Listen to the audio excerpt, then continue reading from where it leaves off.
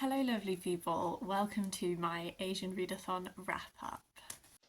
Doobie doobie doobie doobie doobie doobie doobie doobie doobie doo. Doobie doobie doobie doobie doobie doobie doobie doobie Sophie vlogs. I will start off by talking about the books that I read because they related to prompts. For the prompt, read a book that feels timeless and I think a debut as well. I read The Moon Represents My Heart by Wangtechawat, which is I'm also using for my Read the World project for Thailand. This is kind of a time travel book. It is a time travel book. It's just that it is less in the sort of heavy sci-fi category and much more like a literary book that has time travel as a plot element into it. We follow this British Chinese family, and we have mum, dad, daughter, son, and they all have the ability to time travel, but it manifests very differently in them. So there's always some kind of limitation or like structure to their time travel. So like one person can travel back in time, but only to Hong Kong, which is where the father grew up. One person can travel back in time, but only to places where family members have been. So the daughter can only travel to see family members. The son can only travel in like this very specific time period of like World War II East End London. So it is very interesting in that way, in the way that this time travel like already has limitations to it. The narrative structure, like you jump around a lot as you would expect, but different chapters are from different people's perspectives. You are obviously moving around in time a lot, but the basic sort of like foundational setup is that one day the parents go time traveling and then they don't come back, and then a lot of the rest of the book deals with grief and loss from the children who lose the parents in this moment, but also because you are going around in time, you also get to see the grief and loss that the parents themselves experienced. So it's very much like it's very like lyrically written, poetic, that kind of a thing. I really thought I was going to love it based on all of those sort of elements, but it didn't really come together for me. And I think that's for a couple of reasons. First of all, would be the lyrical writing is lovely, but sometimes I felt like we were getting a lot of lyrical writing and not a lot of actual like depth of character. I just felt like each of these like four main characters that we have sort of were set up with their thing, and it never really developed. I didn't get anything from them really beyond what that defining thing about them is. Um, and I guess so with this narrative that is very lyrical, there were portions of this that were sort of like free verse. And I just think I don't really understand free verse, maybe. Because what I also felt like with those portions of the narrative was I was like, I don't understand why this is being formatted like this. This is just a sentence that you've split across lines. That's going to come back in this video later for another book that I read for this. So I think maybe that's a struggle I have with free verse as a concept. Just like, is it poetic or is it just a sentence? Um, but I think that character development thing is the thing that really stopped me from loving this book. And there is an element of books that want to be looser and not give you all the answers. Sometimes they really, really work. This one, I felt like I came away. I did wonder at the end if maybe I had missed something, because I read a couple of reviews where people were like, "Oh, I guess you could take that ending to answer this mystery," and I was like, "Could I?" Because I think I've missed the bit that gives you that answer, because I felt like I got zero answers, and that difficulty is that I don't mind an openness if I've been really rooted in character.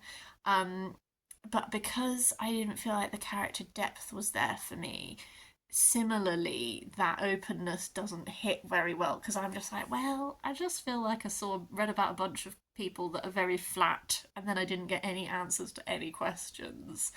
Um, so disappointed that I didn't love this more. It did remind me quite a lot of How to Live Safely in a Science Fictional Universe by Charles Yu, in that you think it's going to be much more about time travel than it actually is. And really, like How to Live Safely in a Science Fictional Universe, my favourite thing about that was this fact that actually it's about a son who has lost his father and is desperately seeking that connection and that feels that loss so deeply. So that would be an example of a book where I actually think that that worked really well. So the book that I read for the prompt, that is an underrated book. I read Tower by Bae Myung-hoon, which is translated by Sung Ryu. This is a short story collection where all of the short stories take place in this tower that is like its own country. Like the tower is at war with like these other countries, and everyone inside the tower, like there's different levels. It's very, very tall, and there's like a whole political system inside the tower and all of this kind of stuff. So every single story in this, they're not like, they don't lead on from each other like chronologically or anything. There's like different, you move around in different points of time and all that kind of stuff, but there are threads that connect them all, and things that crop up in earlier ones will crop up again in later ones, but you get to see a different perspective on it. And I really liked that aspect of it. This actually I thought was overall very cool. The nature of short story collections is that some of them like really hit, and then some of them you're like meh. But some of the ones in this that did hit, I do think I will be thinking about for a while.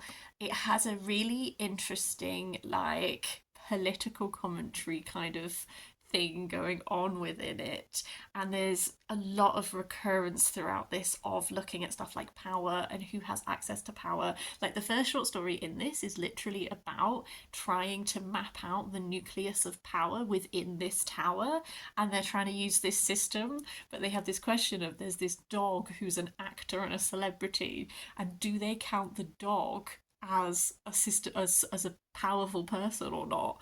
And if you do and if you don't, you get very different results, and it's all kind of like, this has all these ramifications and stuff in the plot line. But just like ideas like that, it was really interesting.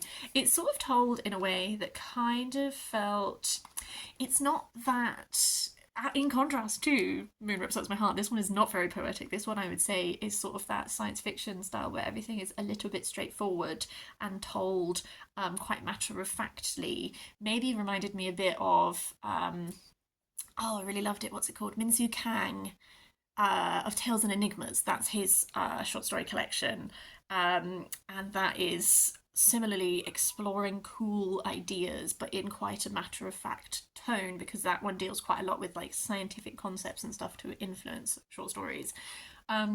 So yes, this was interesting.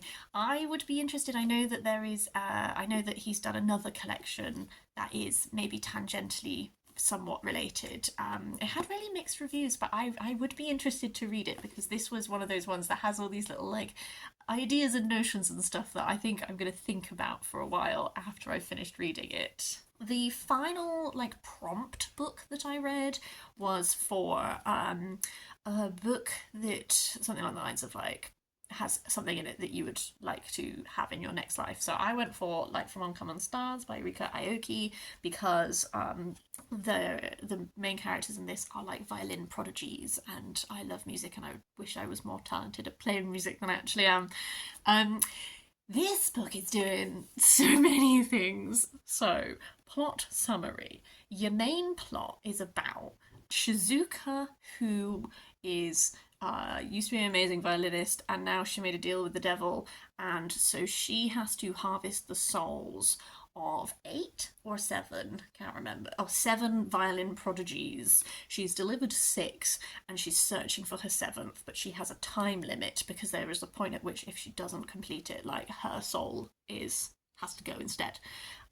She stumbles upon Katrina. Katrina is a trans woman who has run away from home, who is unschooled in violin, but has been teaching herself and plays with like a passion and a love that Shizuka has previously not encountered. So she's like captivated by her. So she is training Katrina, but also like developing friendship.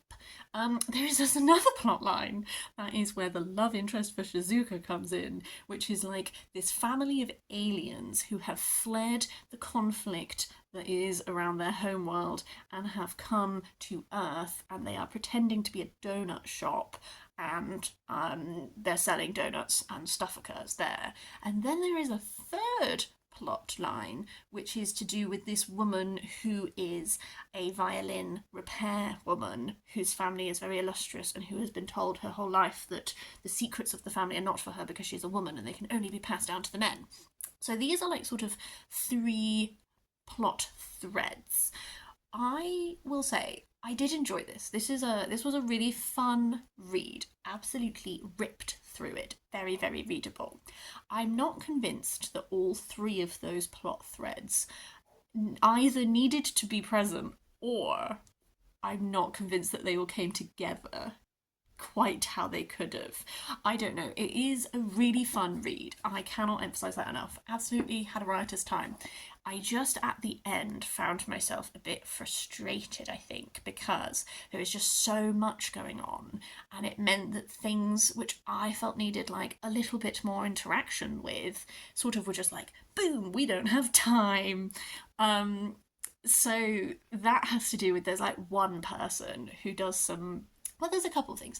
I think maybe that also comes down to balancing of tone. I have only ever seen people adore this book, so I think I am the minority opinion.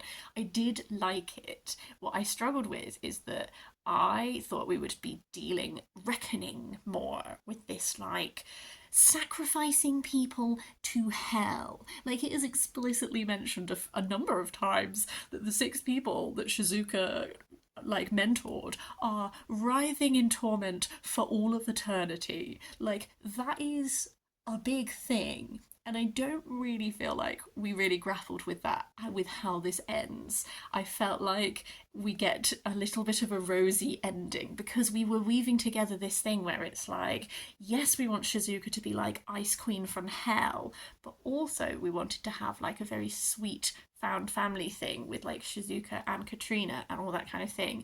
And that is a difficult line to walk. And at times I'd be reading this and I'd be like, I keep forgetting that she is grooming her for eternal damnation, which is sort of the point because you're building this found family. But then it meant that when it all resolved at the end, I didn't really feel like we grappled with the repercussions of these actions really at all.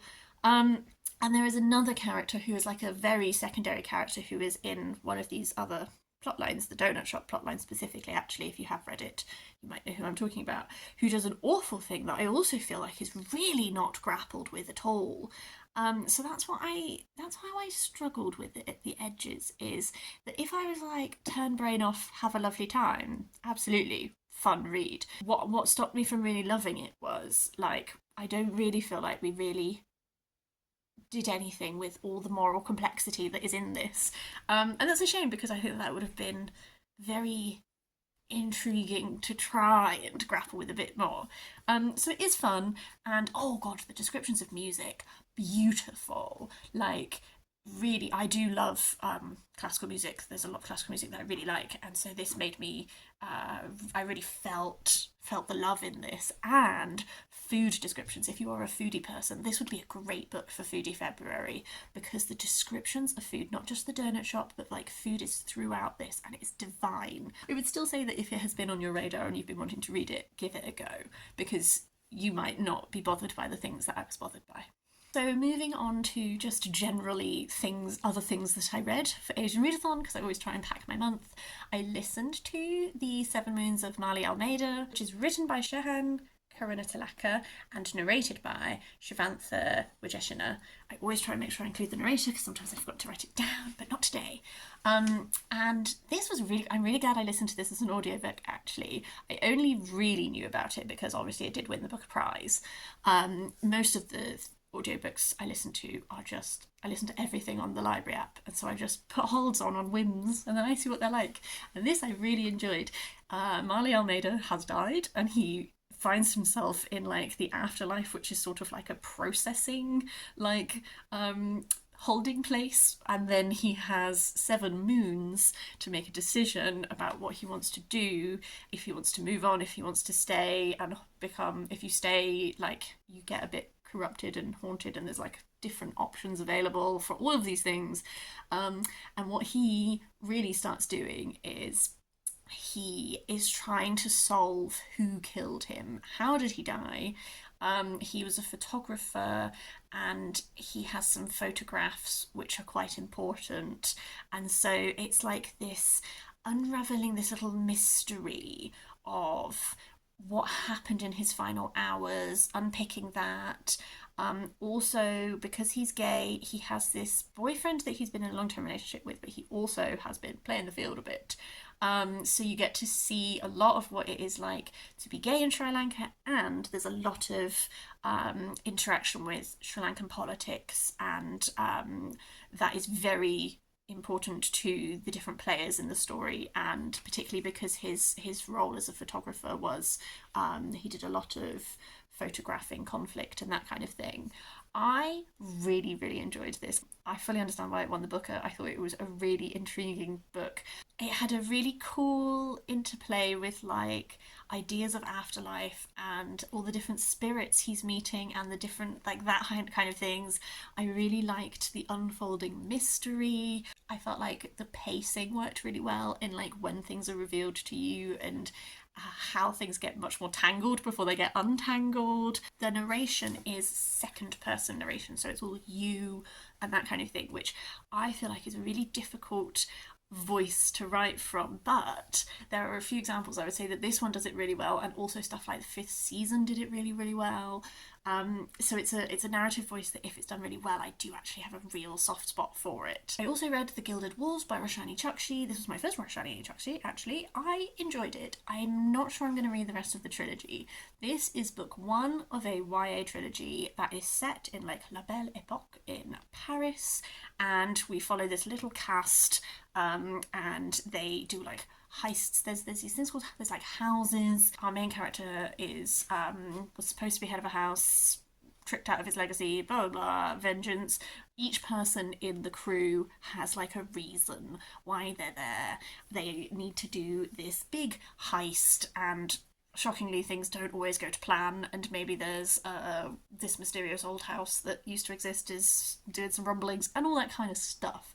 I loved the setting of this. Oh, that sort of time period in Paris is very much like I have a soft spot for it. So really, really loved all of the sort of descriptions and the scene setting. I actually like visual imagery in general, even talking about like characters' outfits and like that kind of thing. Like Roshani Chokshi clearly has a very, I feel like she has like a very visual mind. Like she was really able to like conjure up these really luscious descriptions, and I really enjoyed that. I did find the cast grew on me. I liked the camaraderie, and there were really fun twists and turns, and it was quite like high action at points and all that kind of thing, which I really, really liked. One thing I didn't love is that I do not care for. There's like a main romance in this, which is between like the head guy and this girl. Don't care about it at all. It is so dramatically discussed from the very beginning of the book, and it's like they're obsessed with each other, but they're really trying to hide it, and they just go on about it all the time. Like every time he interacts with her, it's like, oh, I remember that time we kissed. I'm like, I don't care. I do not care. Get on with stealing some stuff, my lad. So that, not really my jam. There is kind of like a thruple maybe being set up that did intrigue me. I think my thing about the thruple is that I understand why 2 people are interested in each other much more than I understand why the third person is interested. But I am not sure about continuing, because I just feel like what annoys me about the main person, because I did just find, I found him a bit irritating. And I think that he's probably only going to be more present as the books go on. I would be very interested to hear from you if you have read this trilogy. What do you think about how it all plays out? I think probably I'm not that fussed, but I did really like her descriptive writing, so maybe I'd change my mind. Let me know your thoughts in the comments below. Um, a book I thought I was going to love but had mixed feelings of. This appears to be the mood of 2024 for me. This keeps happening. He Who Drowned the World by Shelley Parker-Chan. Thought I was going to love this. I gave She Who Became the Sun 5 stars. And retroactively, I'm questioning that now. Maybe I just don't like this. I personally feel like the tonal shift from that first book to this book is actually very pronounced. This duology is like a retelling of the founding of the Ming Dynasty. We follow Zhu. In the first book, her brother dies, and she adopts his identity, so becomes a monk, blah blah blah, starts leading this rebellion, all that kind of stuff. We also have this guy called Ouyang, who is a eunuch, who is he's part of the Mongols, but his family, he's trying to avenge his family secretly, and all this kind of stuff. This is the second book in a series, so I'm going to try and be a smidge vague so as not to spoil things. My main thing is, this is so dark. Like, Shelley Parker-Chan wrote a review on Goodreads where they were like, "Oh, this isn't grimdark like stuff like Game of Thrones is. This is equally as dark as the first book is." Absolutely not. This is so much darker than the first book is. Ouyang's plotline heavily involves self-harm. I would really say if that's something that you cannot read about, don't read this book. It is so present in this throughout, deeply unpleasant, but also I like books with morally complicated characters who don't always do good things and that kind of stuff. What I would say is that the amount of violence and darkness in this is, in my opinion, much greater than the first book.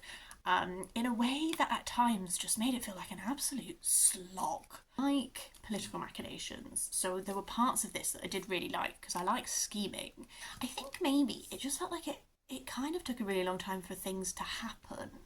Like we did, like it's we spent so much time just focusing on like, oh, dark, horrible things, that I'd just be like, okay, but when are we gonna like make any headway? Like when is Zoo gonna do anything? A really big complaint that I have is Ma was criminally underused in this. I think I just thought that at the end of that first book, I felt like Ma, and the kind of the start of this, I felt like she was really set up to like, she is like she has a really good political brain, and there's a lot of characters in this who violently hate women, and I thought that if Ma was more present in this, it might serve as quite a good counterpoint to all of these characters who so deeply and violently hate women.